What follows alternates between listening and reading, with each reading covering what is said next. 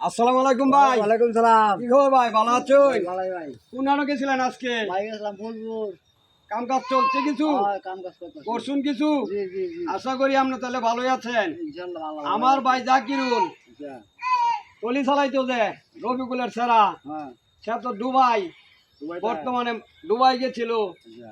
2 লক্ষ টাকা ঋণ করে দিয়েছিল লতি ভাই ব্যাংক থেকে। হ্যাঁ। দেওয়ার পরে আর কিছু তার ক্যাশ পাতি ছিল, সব কিছু লয়ে তো সে চলে গেল। আচ্ছা। তারপরে অন্তত সে মরে গেছে, মৃত্যু গঠন করছে। ইন্নানিলে আলীর রাজিউন। তার বিষয়ে অনেক আমরা দদরস করতেছি, আপনারা একটু দদরস করেন যে যাতে তার লাশটা দেশে আইতে পারে।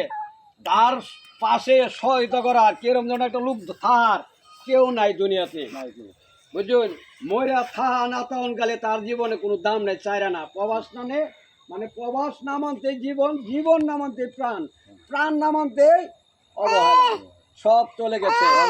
এটা নিয়ে সবাই একটু দ করেন। আলার ফোনে দাও নাই কিছু? আনার কোনো তার পথে কোনো বিকারি হে, তার কাছে কোনো নাই। ওইছি। সবাই একটু দ করবাইন, সবাই একটু ভালোবাসা দিবাইন। রবিগুলো ছাড়া? হ্যাঁ, রবিকুলের ছাড়া, এই রবিকুলের ছাড়া। সে তো কি দীর্ঘদিন ভাবে আমার গাড়ি চালাইছে, হরাদি টলি চালাইছে, গেছে কতদিন দিলে? গেছে পরে আজ 3 বছর হয়ে গেছে।